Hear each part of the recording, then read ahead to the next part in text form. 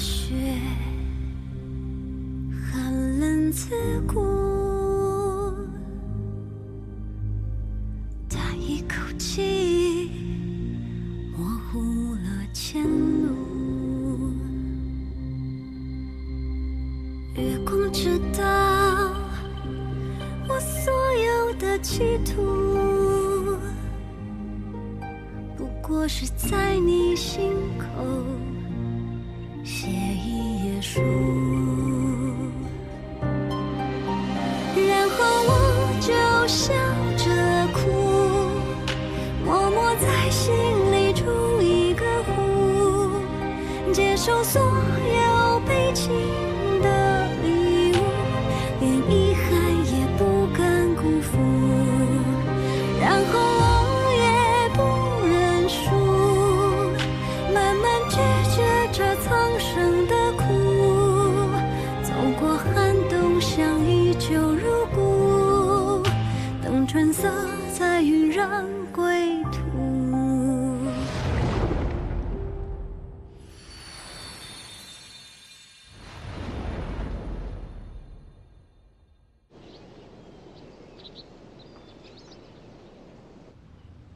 你不应该顶撞婉宁的，你应该先来保阵。我若再迟一步就晚了。满城尽知的长宫宴，沈玉荣绝不能死伤在那上面。婉宁不会轻易咽下这口气，你别以为她不会动你，她可能早就想动你了。那最好了，我倒想看看，他会以什么方式动我。不排除弄死你。我会小心的。萧恒，若是你没了，朕身边就再无可信之人了。陛下，心腹本来就是用来干脏活的，磕碰难免。但放心，死不了。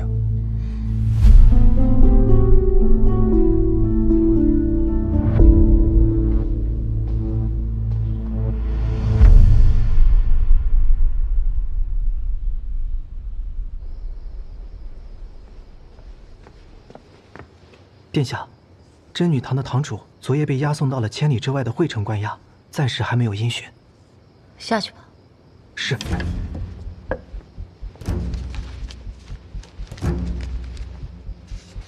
梅香，送去李家。是。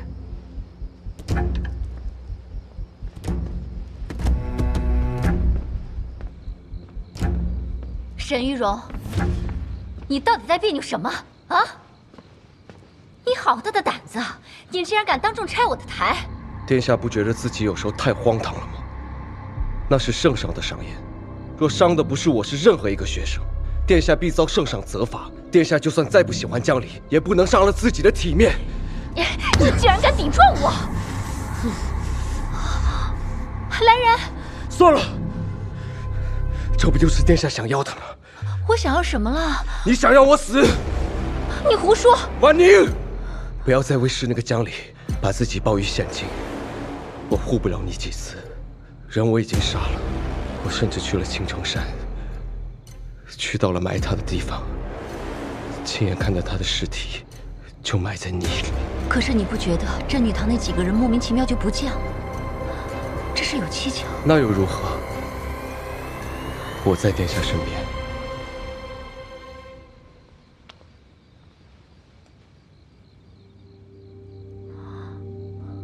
不如殿下告诉我，我到底要怎么做，才能安殿下的心？好了好了，你的样子真可怜，我今晚就不罚你跪了。你好生把伤口包好，今晚我给你擦身子。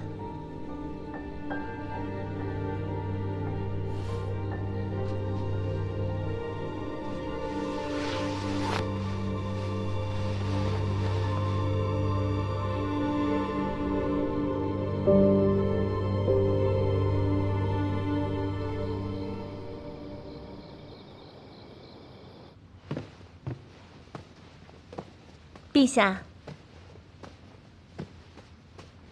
这是又聊国事聊到了现在啊。唉，对啊，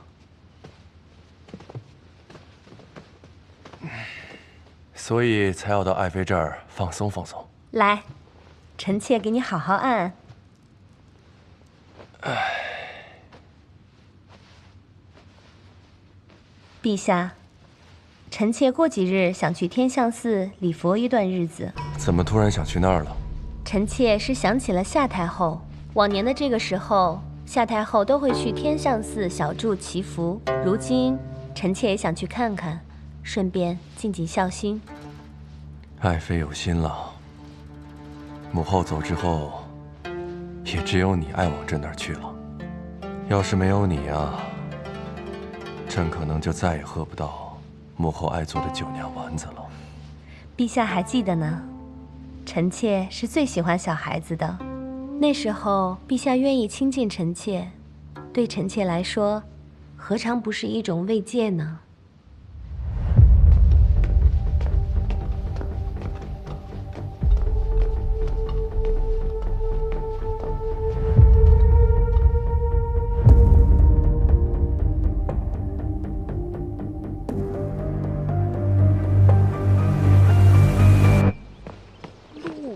鹿字，鹿，这个是光。江离，光，我知道你心情很糟糕，所以我给你带了我最爱吃的点心。谁说我心情糟糕了？还和我装？晚凤堂发生这么大的事儿，我怎么可能不知道呢？接下来你的日子可算是难过了。大郎君，你怎么老说些风凉话？他说的也没有错，之前和他们再有矛盾，面上还是过得去。昨夜之后，彻底撕破脸了。江离，那你打算怎么办啊？去陆阳，叶家。对呀，我怎么忘了呀？你还有一个富可敌国、腰缠万贯、富甲一方的外祖家，而且现在叶世杰刚得圣上钦点，补了户部员外郎，叶家现在是仕途、商道两路皆通。如果你真的可以跟叶家重归旧好的话，别说是伯父，就连祖母也会对你另眼相看的。你为什么突然要去叶家呢？在京城，你现在可是名声大噪啊！就这样走了，岂不可惜啊？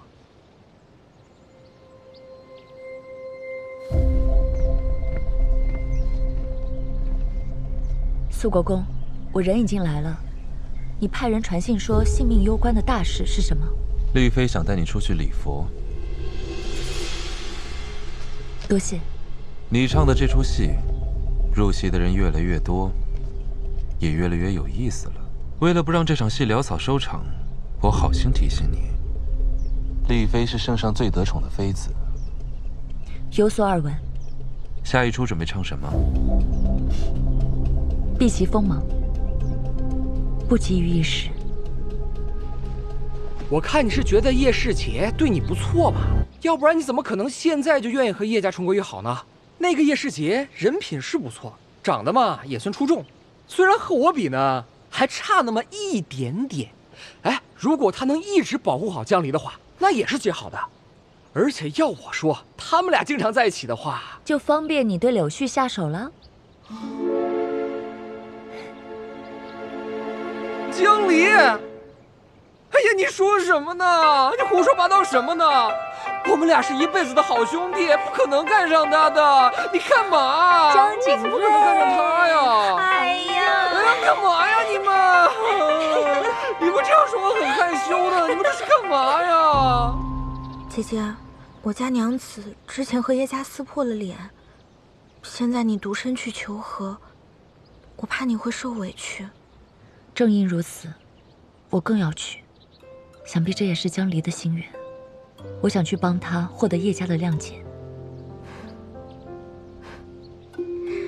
姐姐，你对我家娘子真的太好了。其实我也有自己的私心。我记得陆阳离怀乡不远，如今江离的名声已在京城高扬，我也可以缓口气。我想回怀乡去看看。当时是那个人，他说我父亲获罪，被处极刑，恐怕当时并无人为他收尸。隔了这么久，我这个不孝女也该回去看看了。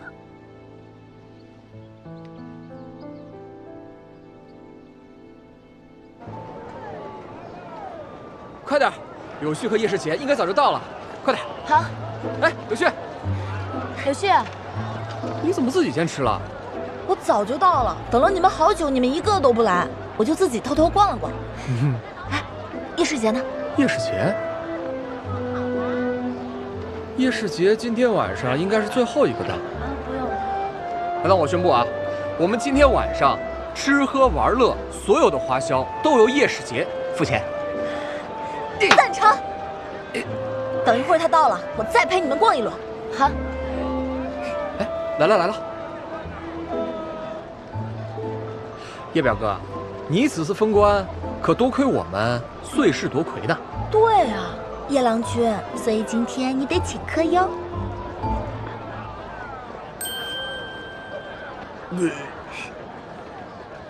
不好意思，有件事我忘记跟你们说了。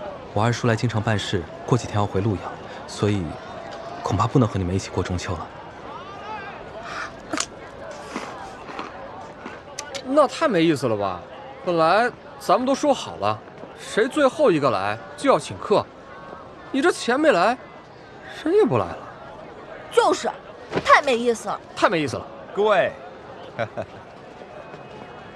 我是叶世杰的二叔，我今日啊来的实在不巧，扰了你们几位玩乐了吧？我这心中啊非常有歉意。这样，我在酒楼啊订了雅座，几位若是不嫌弃的话，不妨一同吃个便饭吧。不用了，酒楼上面哪能看得清热闹啊？而且你们述职说话，我们就不打扰了。啊，好，走吧。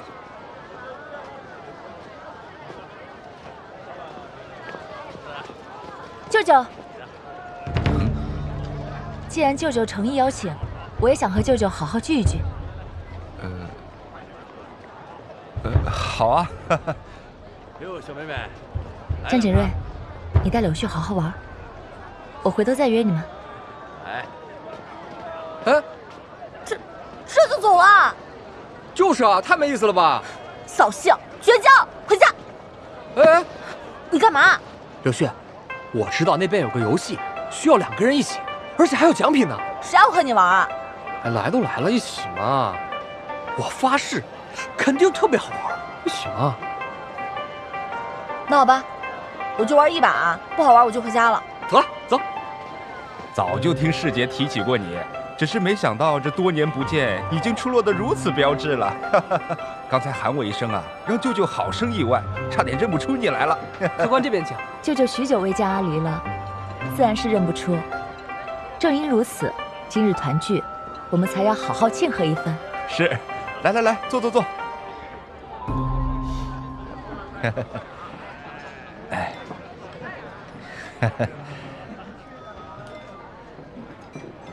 哎，阿离呀，世杰这次能得圣上看重，入仕为官，光耀我叶家门楣，这多亏了你呀！昨日我一入城，就听到市井民间都在盛传阿离的美名。来，这一杯，一为道谢，二为庆贺，舅舅敬你。舅舅客气了，我岂敢一人鞠躬？这一杯该我敬舅舅。恰逢佳节，阖家团圆，舅舅为何不到江家一聚呢？舅舅此次入京，就是办点生意上的事情，世杰知道啊，所以来得匆忙，也没有提前通知江家。这贸然前去，怕有打扰啊。既是为了生意上的事，有中书令相助，岂不更方便？那是自然。只是咱们江叶两家已经多年未曾往来了，更何况先前还有些误会，如此怕是过于冒昧了。我知道，舅舅。此事说来是我年幼无知，如今我明事实理。多年我问心有愧，此番只要舅舅想，我定为舅舅斡旋。那就太好了。那明日我便去拜访，可方便？当然方便。既然舅舅到江家探亲了，那我们江家也应当有所回应。回应？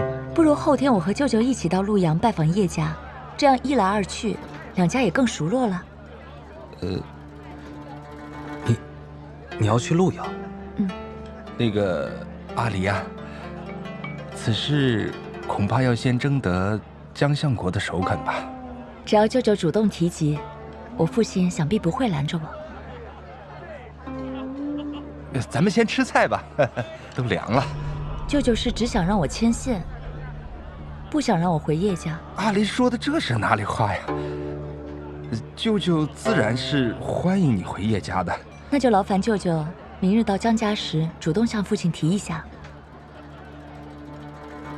就这么定了。行，好，先吃菜吧啊！来来来，朋友还在等着我，我先不吃了。舅舅、表哥，你们吃好。我去送送表妹。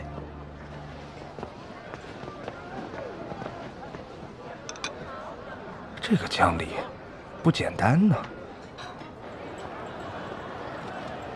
你是不是一早就想好要回陆阳？叶家终究是我外祖家，这么多年了，有些误会该澄清了。怎么这么突然？进宫时，我们被设计一事，你可还记得？记得。其中有我那2个妹妹的手笔。她们2个？怎么会？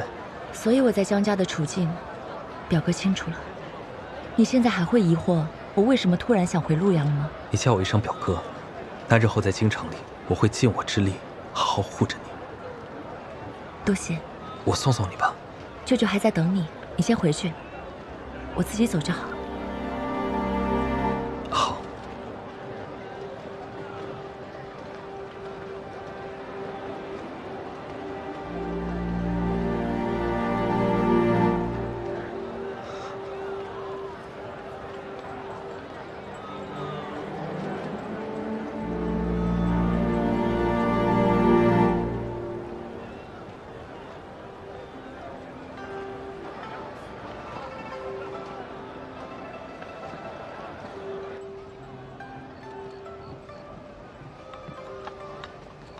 主君，戏楼的票买好了，今晚的戏，小桃红的《笑红尘》。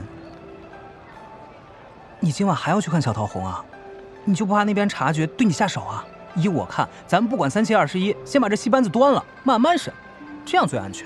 我是安全了，可这戏也没了。主君，会有性命之忧啊！你还看戏呢？打草惊蛇。哎，你在教我做事啊？陆基说的没错，想要钓大鱼，就得放长线。不仅要看，我还要找个人跟我一起看，把这戏做足。找人？找谁啊？要这么麻烦吗？我陪你看不就得了？愚蠢！哎，我说姓陆的，你今儿个怎么那么啰嗦呀？哦，我知道了，你想去看戏是不是？行行行，你去你去。找一个柔弱女子。开玩笑，咱暗卫啊可都是男的，女的。九月，不是，找他还不如大街上随便拉一个呢。那就在大街上随便拉一个。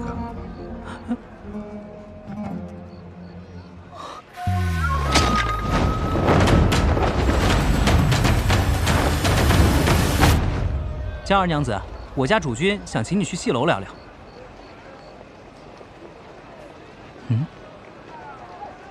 你要是不肯去，走吧。好。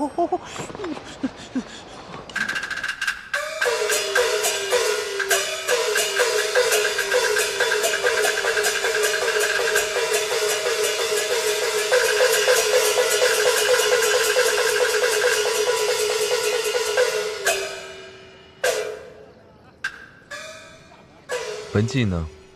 肃国公找我何事？你能不能换一句开场白啊？肃国公又闲了。我又闲了，请你来看场戏。那能不能抵消一个人情？请你看戏，抵消一个人情，你也太会算计了吧？若是肃国公不愿，我走就是了。抵一个就抵一个吧。还剩2个。你也算得太清楚了吧？是怕你吃亏，我时时刻刻都在算着。3种茶，任选1杯。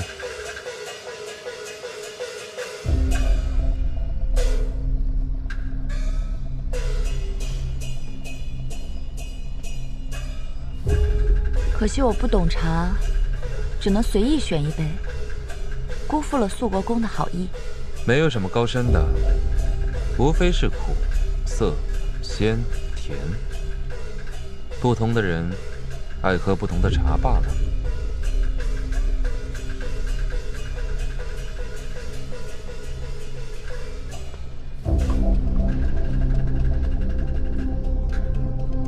我选了杯苦的。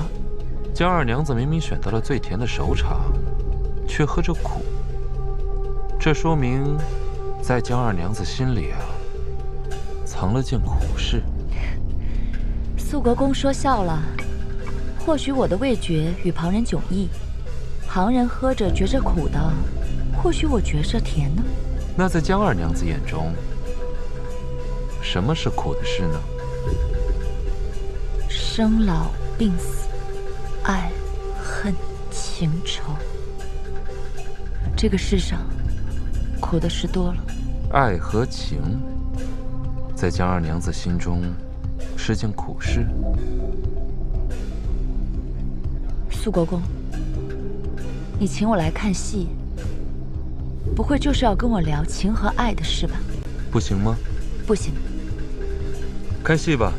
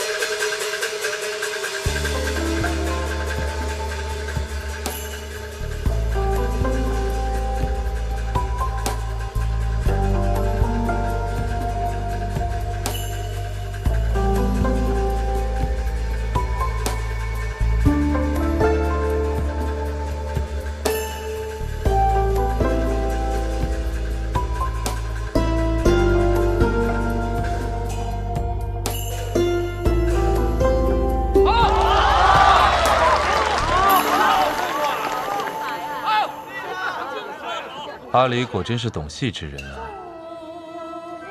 我瞧你都看得痴了。这出戏看着着实不错，好戏还在后头呢。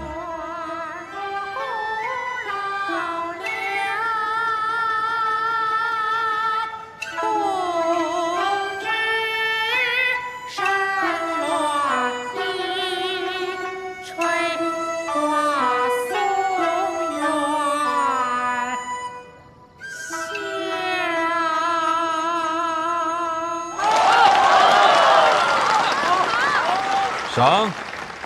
多谢肃国公，小桃红这厢有礼了。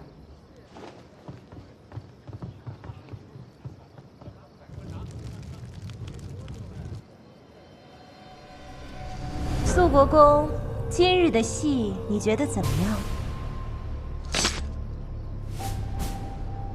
你要问的不是我，而是我身边这位娘子。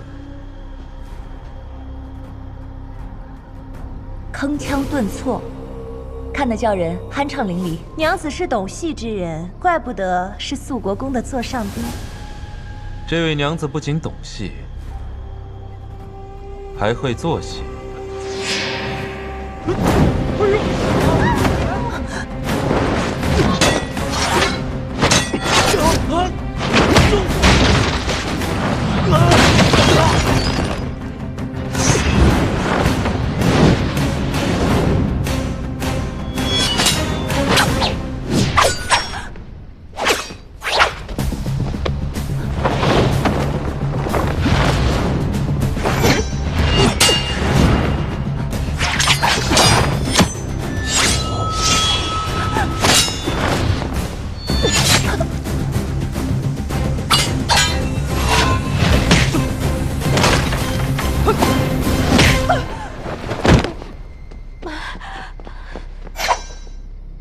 留活口，务必审出幕后主使。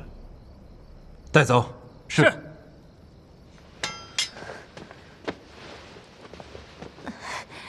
谁欲让碎般重回花蕊，在燃烧热泪浇灌如心扉。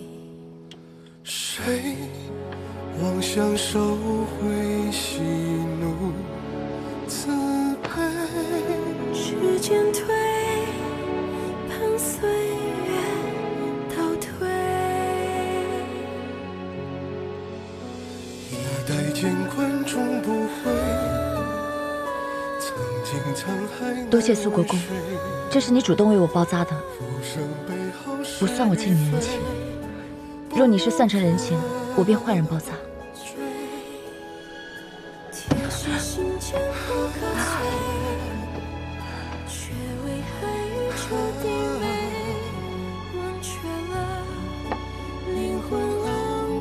你就这么怕欠我人情？人情也是债，终究是要还的。人活着已经负重不少，欠债过多，一路掣肘。可你在情事上曾祝我前途坦荡，你自己忘了吗？你在怪我？从你将我换到这戏楼开始，说的好听，我是你的座上客，实则就是你的幌子。遮掩你身边的人埋伏戏楼，让戏班子掉以轻心。至于你说我怪你，不至于。我这个人能对肃国公有这点用，已十分感激不尽。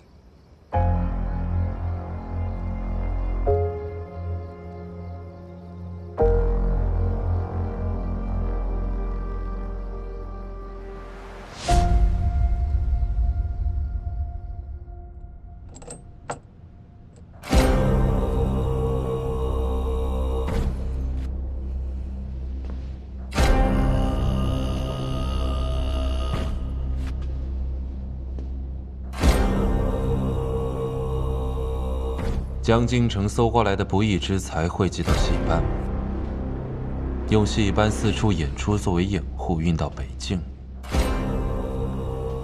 为成王招兵买马提供钱财，这就是你们的勾当，对吗？我今日心情不好，就不和你乱扯了。谋逆是杀头的罪。陈王给你多少钱让你替他卖命，我出3倍。你不会真以为你一个戏子能当得上陈王妃吧？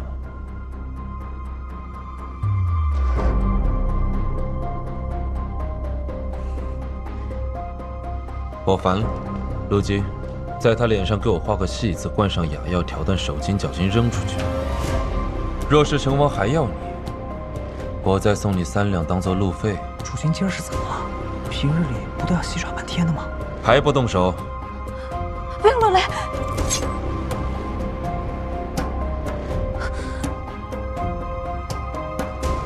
好，我说。不是都抓到人了吗？怎么觉得你心情不好啊？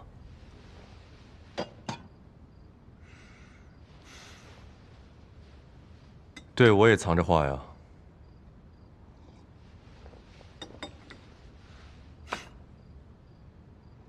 行吧，你不想说就罢了。他们对你下了杀招，看来是你弄疼他们了。北京并不富庶，成王连年招兵买马，方库虚耗，我们断了他在中原的财路，如扼其咽喉。他们这一杀招，已经算下得晚了。那接下来你准备如何做？我预感。私盐只是其中一条财路，一定还有更大的。杀手那边问的怎么样？他给了我一个情报，说成王在潞阳暗设了一个专门训练杀手的地方，他只是其中一个。若不去倒掉，成王举事之前，你身边的肱骨之臣很有可能会被陆续暗杀掉，所以你要亲自去趟陆阳。对，江相国，小侄新任，特来拜谢。此事乃圣上恩赐，与我无关，何来拜谢？是指此番前来，怕是无事不登三宝殿吧？什么事都瞒不过江相国。这位是我二叔叶明轩，此番从陆阳而来，备了些薄礼，还请江相国笑纳。江相国，许久不见呐！是亲家兄弟。此次前来，为何不事先打个招呼？啊，这个……父亲，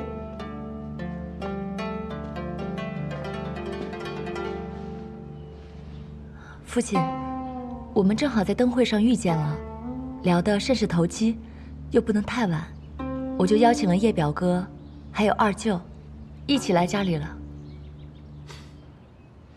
请坐。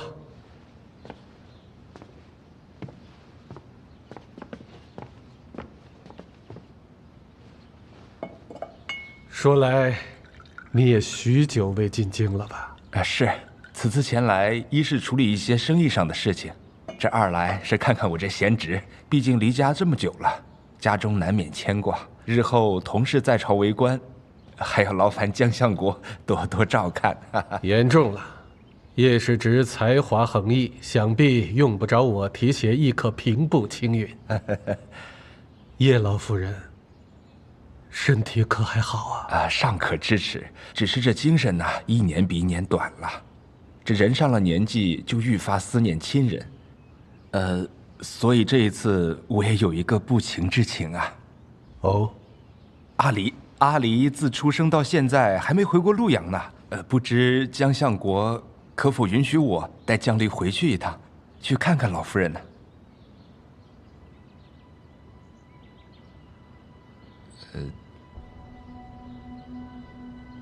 回陆阳吗？是，阿离小时候是不愿意，不过现在长大了嘛，我也问过他的意思，他也想回去看一看。这陆阳路途遥远，离儿刚回来不久，此时南下，不合适吧？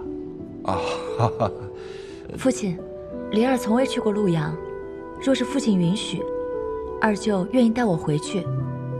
我想着正好趁明义堂岁事结束，学礼无事，我想回陆阳看看。这一路上舟车劳顿，你又从未去过陆阳，吃喝不惯吧？父亲多虑了。离儿在青城山的真女堂住的都能习惯，这陆阳不比真女堂要热闹得多呀。我听你母亲说，这几日丽妃娘娘想要带你一起去修佛，圣旨马上就要传到，在这个时候，你还是待在京城比较好。既然二丫头那么想去陆阳，就由她去一趟吧。母亲，丽妃娘娘那边可以等她回来后再去。我们让舒然去说一说，丽妃娘娘年幼稀老，定会体恤的。为了岁事一事，二丫头啊也是连日受苦，前当是出去游玩放松了。再者，从前叶老夫人也是很疼二丫头的，如今长这么大了，是该回去看看的。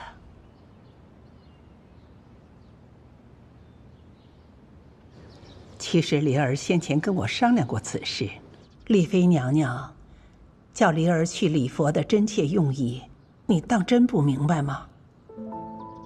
事情过去就过去了，哪怕离儿真有过失，你又能说三丫头和四丫头就完全没有过错吗？你总归是一家之主，也不能偏心到这份上啊。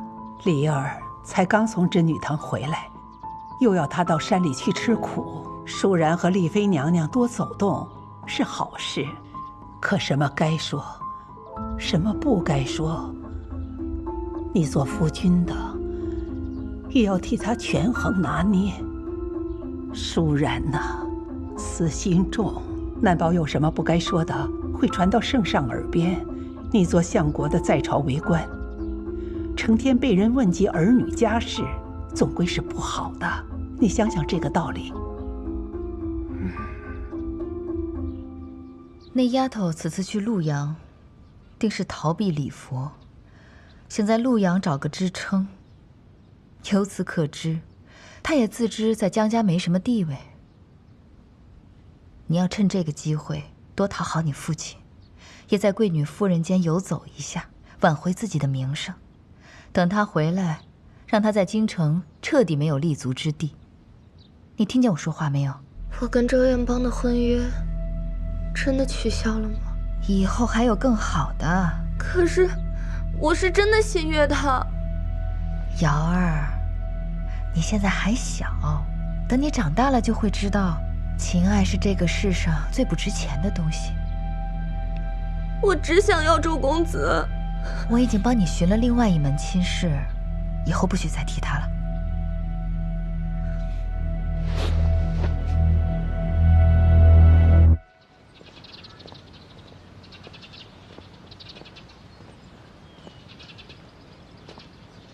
表哥，江离，你拿着，这个是你爱吃的，这个呢，是清热解暑的，这个放在路上不容易坏啊，你多吃点。还有我的呢，这个呢是我最爱吃的，这个呢是我娘最爱吃的，这个是我爹最爱吃的，都给你吃。路上千万小心。头儿，你们给我这么多好吃的，都是你们最爱吃的，你们爹娘最爱吃的，你们想胖死我呀？头儿，你出这么远的门，这一路上也不知道会不会缺什么。缺什么呀？叶家是商贾大户，什么都不缺。我已经嘱咐过二叔了，没事，路上一定会好好照顾他的。梨儿，时候差不多了，我们走吧。哎，这么早？我走了。江离，我们才认识没多久，连饭都没吃上一顿，就要分开了。上次的灯会是我的过错，等江离再回来，我把上次那顿饭补了，如何？叶表哥，你真够意思啊！啊，还记着呢。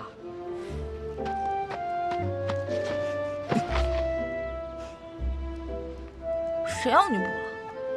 我就要江离做东，因为这是你欠我的。好，我一定尽快回来补这个东道。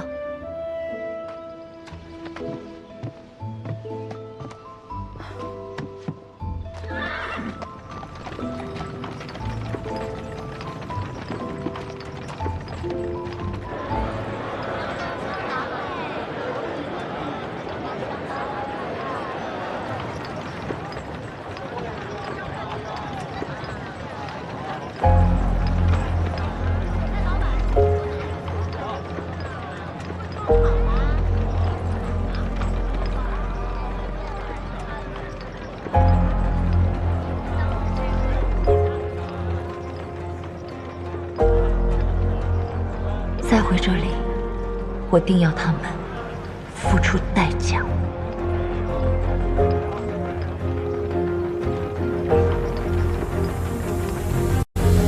主君，根据小桃红提供的线索，得知成王在陆阳的管事是他的心腹楚兰。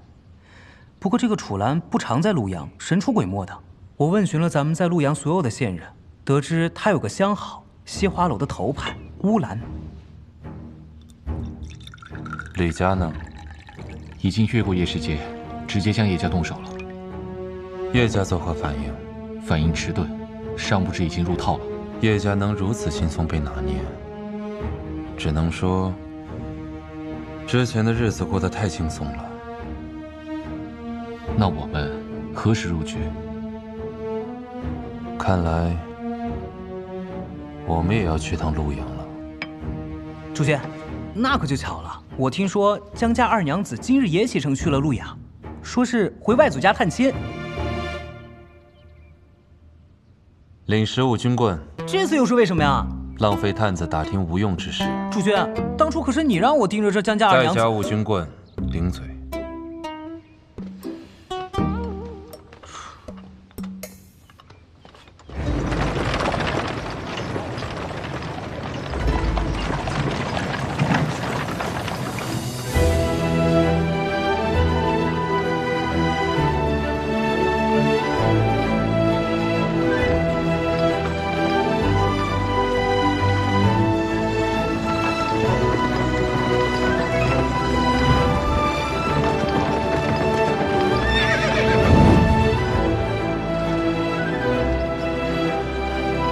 侯，主人，你先回宅里告知老夫人和夫人一声，就说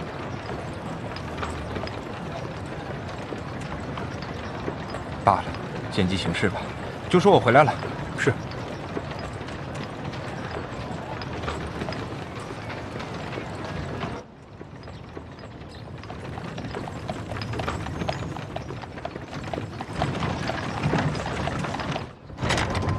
夫人，我回来了。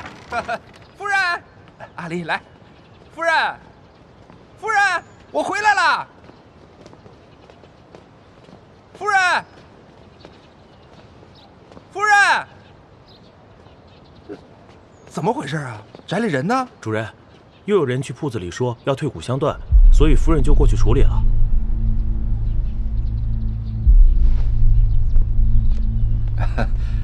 阿离，你二舅母去铺子上处理点事儿，我晚点再带你见见他们啊。好。走吧。嗯。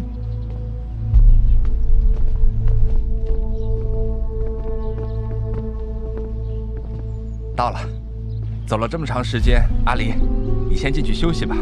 二舅还要处理一些其他的事情，时间可能会长那么一点点。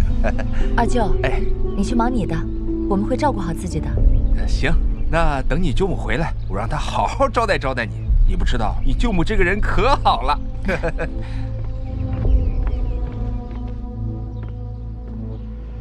姐姐，这叶家怎么一个人都没有？是不是给你下马威呢？叶家是不是遇到了什么麻烦？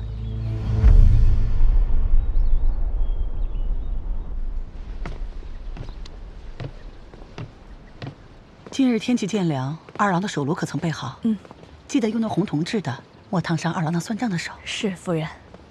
啊，让下人备点红枣，一会儿二郎回来，我亲自煲个鸡汤给他补补。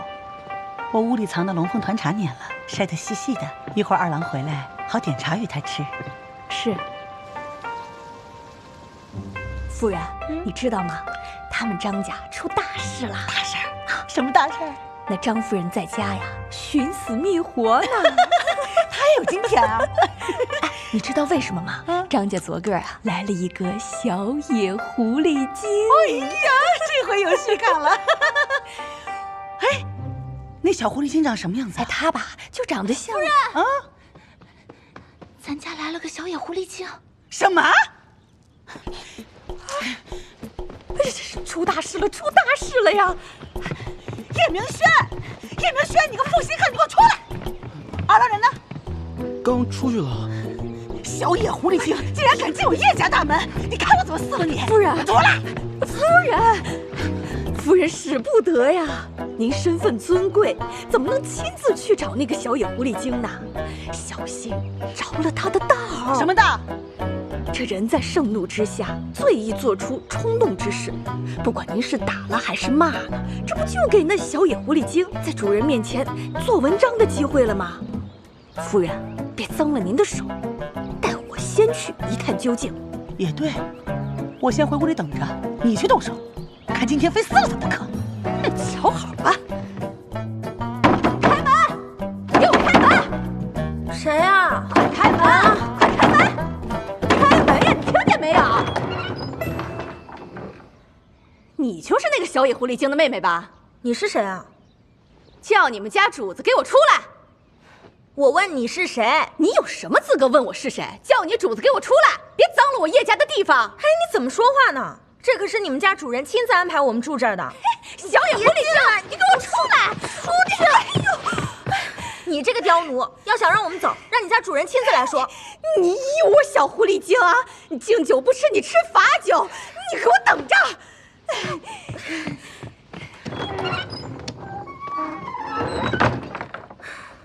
童儿，方才是谁啊？我怎么听到你们在吵架？姐姐，这叶家可住不得了。方才来了一个刁奴，说让咱们走，还说你是小野狐狸精，我是小野狐狸精的妹妹。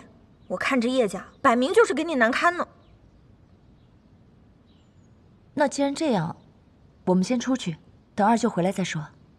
嗯。好大的威风！这小野狐狸精是仗着二郎的宠，丝毫不把我这个当家夫人放在眼里啊！是啊，这小野狐狸精她无法无天了。夫人，还得您出马去治治这小野狐狸精。既然来了个不怕死的主儿，你看我怎么收拾这小野狐狸精！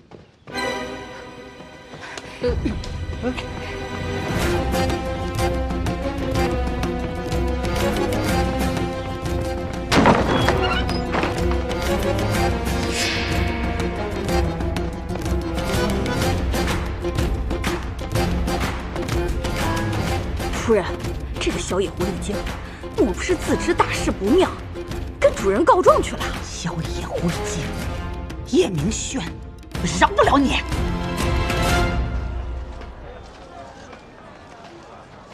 姐姐，我们这是去哪儿啊？你陪我去见一个故人。故人？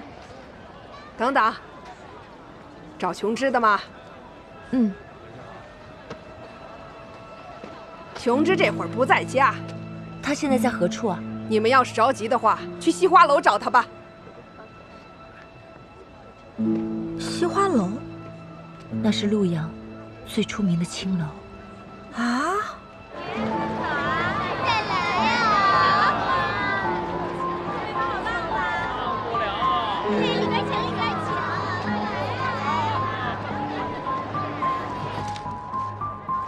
主君，这个乌兰的警觉性很高，如果提前布控，我担心他会有所察觉。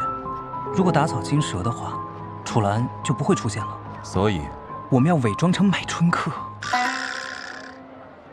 接近他，控制他，用他把楚岚引出来。那还在等什么？开始吧。主君，你觉得我们三个谁更像买春客啊？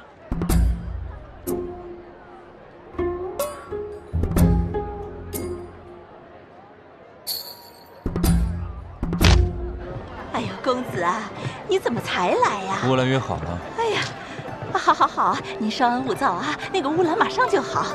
来来来，在这先坐一会儿啊。妈妈，来了一个娘子。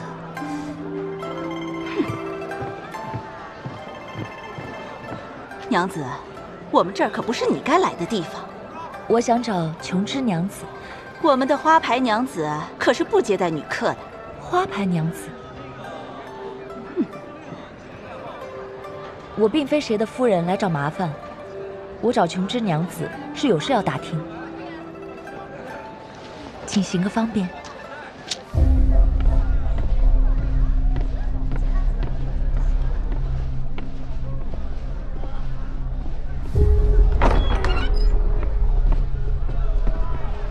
娘子，这便是琼枝娘子的房间了。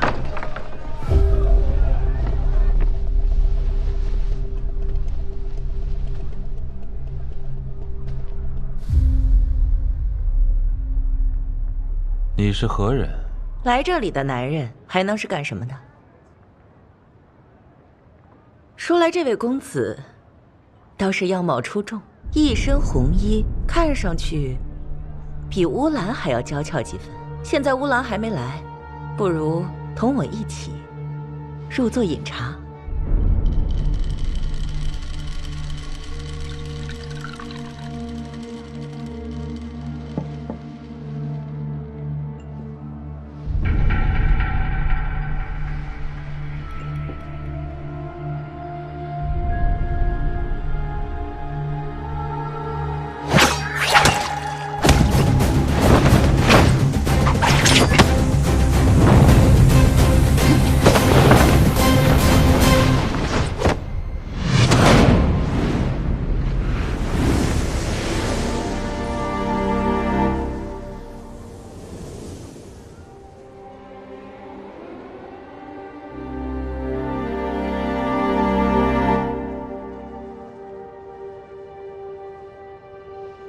你能认出我？我查案这么多年，没有伪装可以逃过我的眼睛。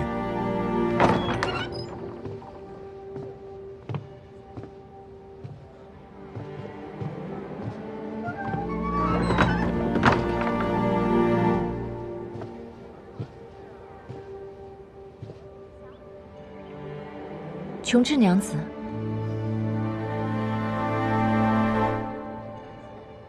娘子寻错房间了吧？娘子想听曲儿还是想喝酒啊？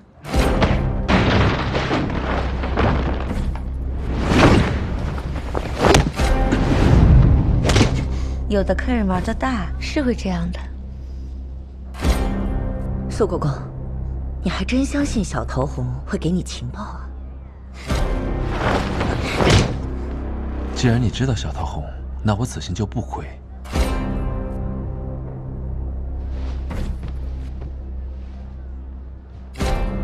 我来找琼枝娘子，是有事要问。怎么？我认识你的心上人？或许是我认识你的心上人。我都不知自己有心上人呢。怀乡县令之子薛昭。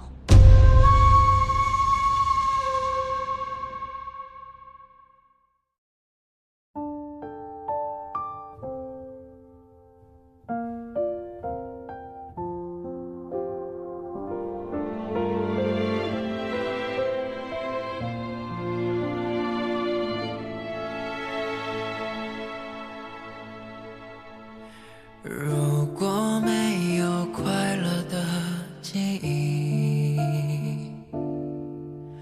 怎能穿越悲伤的境地？两句冰冷无情的身躯，牵着手，是否能度过雪季？冷风中，长夜里，拥抱着残留的暖意。爱之深，不见底，可否埋葬昨天的叹息？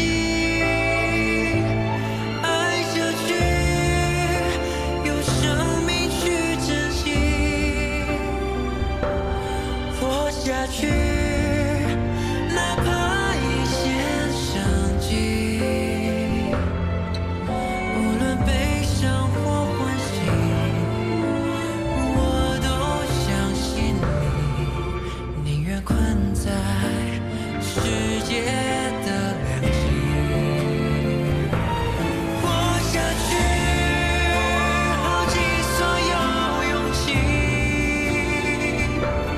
爱下去，爱下去，直到你呼吸，穿越半生的孤寂，只为遇到你。颠沛之后，就不再远离。颠沛之后，就不再远离。